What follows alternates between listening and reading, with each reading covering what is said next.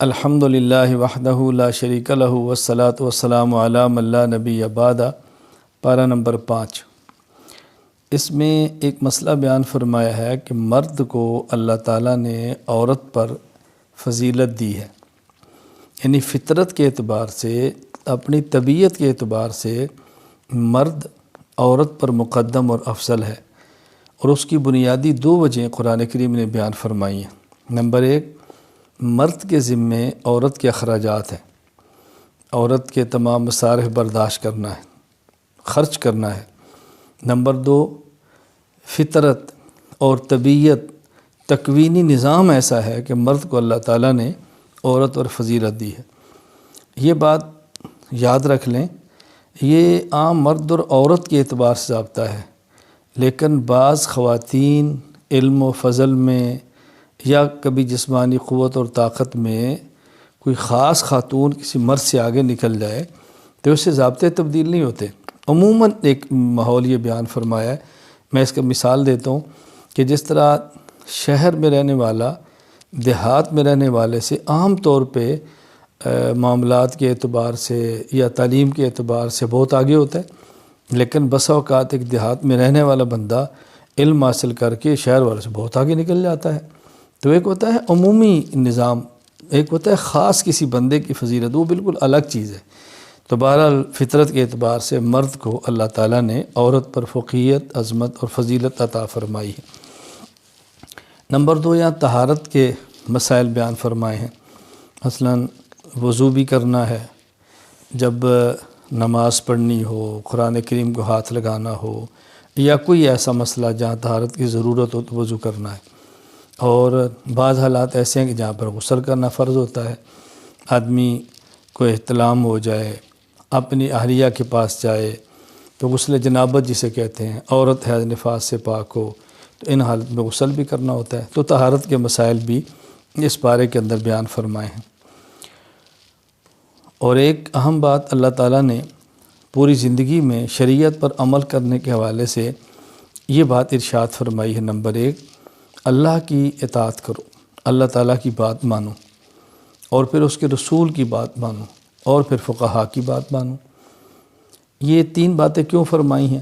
Number 1، اللہ تو خالق اور مالک ہے، مخلوق اور مملوک نے بات ماننی ہے، لیکن دنیا میں اس کان سے اللہ کی بات سن نہیں سکتے، اس آنکھ سے اللہ کی ذات کو دیکھ نہیں سکتے۔ تو اللہ کی ذات کو دیکھیں یا بات سنیں گے تو بات مانیں گے۔ اس کے لیے ضروری ہے اللہ تعالیٰ اور ہمارے درمیان ایک واسطہ ہو، اور وہ واسطہ ہے پیغمبر کا۔ وہ اللہ تعالیٰ کی بات کو سنتے ہیں، کوئی براہ راست، کوئی بذریعہ جبرائیل، کسی کی طرح میں اللہ تعالیٰ القاء فرماتے ہیں۔ اور پھر ہمارے پیغمبر پاک عربی ہیں، ہم اجمی ہیں، عربی نہیں جانتے، اور کوئی عربی سمجھتا ہو تو قرآن و سنت کی تہہ تک نہیں پہنچ سکتا، اور پھر وہ نبی کی بات کیسے مانے؟ اس کے لیے فرمایا کہ فقہا کی بات مانو، یعنی فقہا نبی ہی کی بات کی تشریح اور وضاحت کرتے ہیں۔ اللہ تعالیٰ کی بات کو قرآن کہتے ہیں، پیغمبر کی بات کو حدیث کہتے ہیں، فقہا کی بات کو فقہ کہتے ہیں۔ تو گویا اللہ تعالیٰ نے یہاں قرآن کریم، حدیث مبارک اور فقہ، اللہ تعالیٰ، مصطفیٰ اور فقہا تینوں کو ماننے کا حکم دیا ہے۔ پھر اللہ تعالیٰ نے ایک اور مسئلہ اہم بیان فرمایا کہ سورۃ الفاتحہ میں یہ بات فرمائی کہ مجھ سے دعا مانگو، اہدنا الصراط المستقیم، اے اللہ ہم کو صراط مستقیم پر چلا۔ صراط مستقیم کیا ہے؟ صراط الذین انعمت علیہم، یعنی جن پر آپ نے انعام فرمایا ان کے راستے پر چلا۔ جن پر اللہ تعالیٰ نے انعام فرمایا وہ کون ہے؟ اس کا تذکرہ 5ویں پارے میں ہے۔ وہ 4 قسم کے طبقات ہیں۔ نمبر 1 النبیین، نمبر 2 الصدیقین، صحابہ کرام رضی اللہ عنہم اجمعین، نمبر 3 شہداء، نمبر 4 اولیاء۔ پہلی بات، انبیاء کی بات مانو، ہر علاقے میں نبی نہیں، صحابی کے نقش قدم پر چلو، ہر علاقے میں صحابی نہیں، شہید کے نقش پر کر چلو۔ شہید ظاہر شہادت کے بعد ہماری بات کو سن بھی لے تو بتائے گا کیسے، رہنمائی کیسے کرے گا؟ پھر میں اولیاء کے نقش قدم پر چلو۔ گویا کہ جن پر اللہ نے انعام فرمایا وہ 4 قسم کے لوگ ہیں، اور ہمیں چاروں کے نقش قدم پر چلنے کا حکم دیا گیا ہے۔ لہذا نبی کے راستے پر بھی چلنا ہے، صحابہ کو بھی تھامنا ہے، شہداء سے بھی قریب رہنا ہے، اور اولیاء امت کو ہرگز نہیں چھوڑنا، ہم نے ان چاروں کی اتباع کرنی ہے، نقش قدم پر چلنا ہے۔ پھر اس صورت میں اللہ تعالیٰ نے قتل کے احکام بیان فرمائے۔ کوئی جان بوجھ کے قتل کرے تو اس کی سزا کیا ہے، بھول سے قتل ہو جائے، چوک ہو جائے، قتل خطا، تو اس کی سزا کیا ہے، قتل عمد، قتل خطا، دیت کب ہوتی ہے، فدیہ کتنا ہوتا ہے، تو یہ احکام اللہ تعالیٰ نے 5ویں پارے کے اندر بیان فرمائے۔ پھر اس پارے میں اللہ تعالیٰ نے عام نمازوں کا ذکر تو فرمایا کہ نماز پڑھنی ہے تو طہارت کرو، نماز کا ارادہ ہو تو خود پاک کرو، اور بطور خاص 2 نمازوں کا ذکر فرمایا۔ ایک نماز ہے صلاۃ الخوف، جب میدان جنگ میں ہوں، خوف سوار ہو، یعنی سارے نماز پڑھتے ہیں، دشمن یک بار حملہ نہ کر دے، تو وہاں کیسے نماز پڑھنی، اسے کہتے ہیں صلاۃ الخوف۔ اور پھر نمازوں میں سے بطور خاص والصلاۃ الوسطیٰ، عصر کی نماز کا ذکر فرمایا، کیونکہ یہ کاروبار کا وقت ہے، مشغولیت کا وقت ہے، عموماً اس وقت میں ذرا مسجد کی طرف جانا ایک تاجر کے لیے مشکل ہو جاتا ہے، تو یہاں پر بطور خاص عصر کی نماز کا ذکر بھی فرمایا۔